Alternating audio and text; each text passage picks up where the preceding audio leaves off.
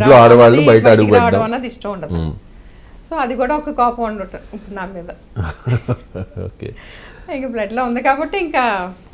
అంటే జగన్మోహన్ రెడ్డి గారి మీద మీ అభిప్రాయం ఏంటండి?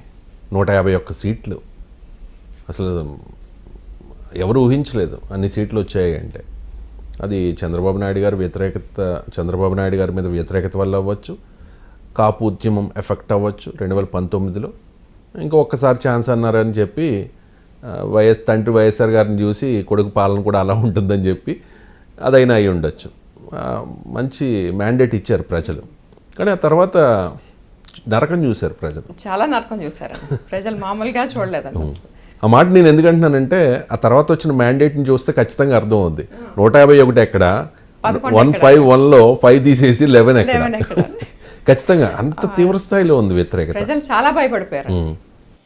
ఇంకా అరాచక పాలన కానీ ఏదన్నా ప్రజలకి ఏం చేశాడండి అసలు? ప్యాలెస్లు కట్టుకుంటూ ఉన్నారు. ఏది ప్రజల కోసం నేను చెయ్యాలి అన్న తపన ఎక్కడా కనిపించలేదండి ఈ 5 ఇయర్స్లో.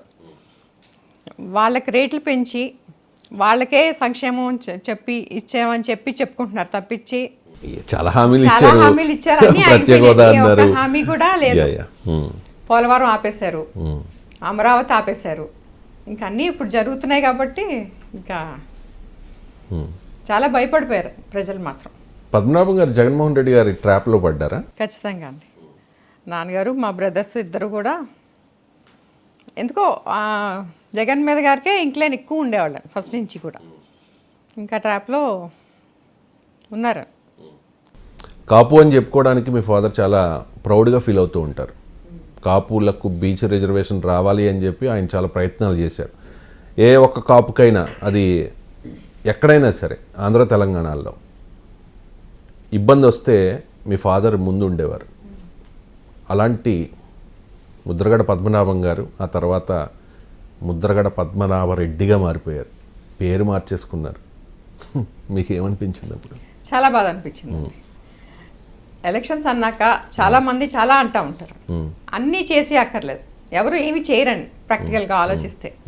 ఈయన ఎందుకు అలా చేశారని మాత్రం చాలా బాధ అనిపించేసి. అంటే మాట పట్టింపు ఎక్కువ అండి. పత్తిపాడు కూడా నేను మళ్ళీ చేయను అన్నారు, అది నిలబెట్టుకోవాలి కదా. ఇదే ఎందుకు నిలబెట్టుకోవాల్సిన అవసరం ఏముంది చెప్పండి. చాలామంది చుట్టాలు కూడా ఫోన్ చేసి మమ్మల్ని ఇలా ఏడిపిస్తున్నారు అని కూడా అంటున్నారు. అవునండి, మా చుట్టాలు కూడా కొంతమంది ఫోన్ చేసి చెప్పాను, అంటే వాళ్ళని కూడా టీచ్ చేస్తారు. ఆపేయమని చెప్పండి, ఇక్కడ ఆగిపోమనండి. మీరు జనసేనలో జాయిన్ అయ్యారు కాబట్టి వదిలేశారు, కానీ లేకపోతే మిమ్మల్ని కూడా క్రాంతి రెడ్డి చేసేద్దరు కదా. చేసేవాళ్ళని అంతే, ఖచ్చితంగా మిమ్మల్ని కూడా రోల్ చేసేవాళ్ళు.